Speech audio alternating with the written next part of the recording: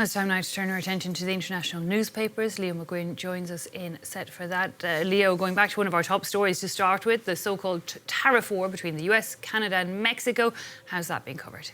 I'll start in the US with this New York Times opinion piece aiming at Mexico, hitting ourselves. This article claims that the tariffs are so badly misconceived that they may achieve the opposite of the president's stated goals. There are three main reasons why, according to this piece: prices heading up, US manufacturers suffering, and the fact that economic pain can spur migration. As life in Mexico gets less pleasant because of the tariffs, moving to the United States may become more attractive. The Wall Street Journal call it the dumbest trade war in history, saying that Trump's justification for this economic assault on the neighbours makes no sense. One of the president's main justifications for these tariffs was to stop the import of the illegal drug fentanyl. This piece says that these new measures won't make a difference in that regard. Drugs have flowed into the US for decades and will continue to do so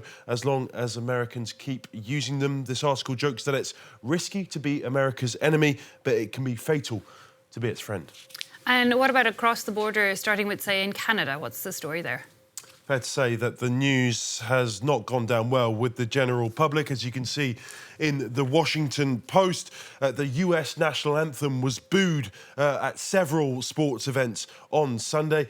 Of course, the Canadian government have responded. This is the front page of the Toronto Star, one of Canada's biggest newspapers. Canada hits back, reporting that PM Justin Trudeau has responded with tariffs on $155 billion worth of products from the US. The National Post have this opinion piece, which actually comes from Danielle Smith, who's the Premier of Alberta.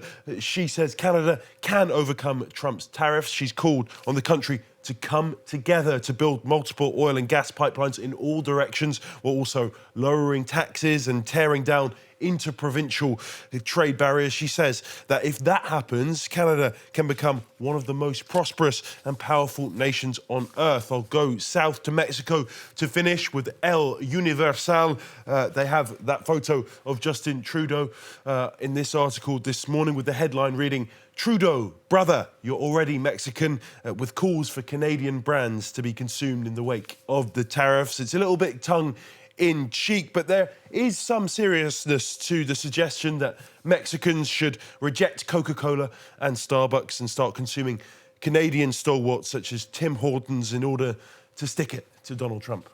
OK, well, let's move across to Ukraine, Leo. There's a special report in one newspaper there that you wanted to pick up on.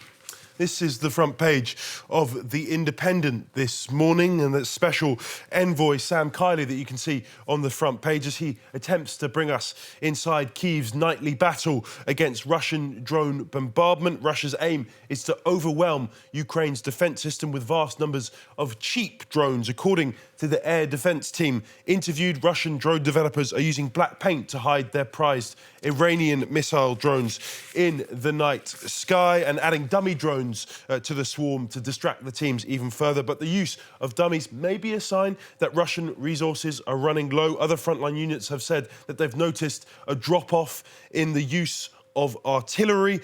Staying in Kyiv and staying with The Independent, they have this article on ex-Tory MP Jack Lepresti. He joined the Ukrainian International Legion after losing his seat last year, and he's given an interview for the very first time. He's not on the front line, but carrying out support work. His military duties and focus include foreign relations and diplomacy. The law recently changed to allow Ukrainians to become officers in the country's army, so he may be one of the very first. I'll finish with an interesting article in the Washington Post describing the work of a Ukrainian unit in Kursk who are tasked with trying to sway the loyalties of locals there. They're also filming their efforts. Ukraine hope that these tactics will bolster its troops' credibility among Russians and disprove claims that they're abusing locals in Kursk. Those locals they interact with are mainly older Soviets who couldn't flee the surprise Ukrainian offensive in Kursk. They're cut off from any communication, and the Ukrainian troops that they see are their only contact with the outside world. OK, allowing non-Ukrainians to become officers in the army. That's very much news to me, Leo. Finally, a change of gear to finish, some news that rocked the sporting world. It all started with this tweet that came out yesterday from Shams Charania announcing that Luka Doncic was getting traded to LA for Anthony Davis. For the uninitiated, Charania is the most trusted source in the NBA, but people were so shocked that they actually thought he'd been hacked. In fact, no one saw it coming. Even the players involved, they weren't informed of it ahead of time. The Guardian tell us that this trade is shocking, franchise-altering and bizarre. They call it a where were you moment. People remember where they were when Michael Jackson died or when Donald Trump won the election in 2016, and basketball fans will certainly remember where they were when they saw that infamous tweet. It was so unthinkable that Dallas would offload their franchise superstar, only 25 years old. But here we are, and the Ringer certainly don't hold back. They call it the dumbest NBA move that they've ever seen. There's no basketball reason to make a trade like this, they say. Doncic, one of the best three players in the world and still so young.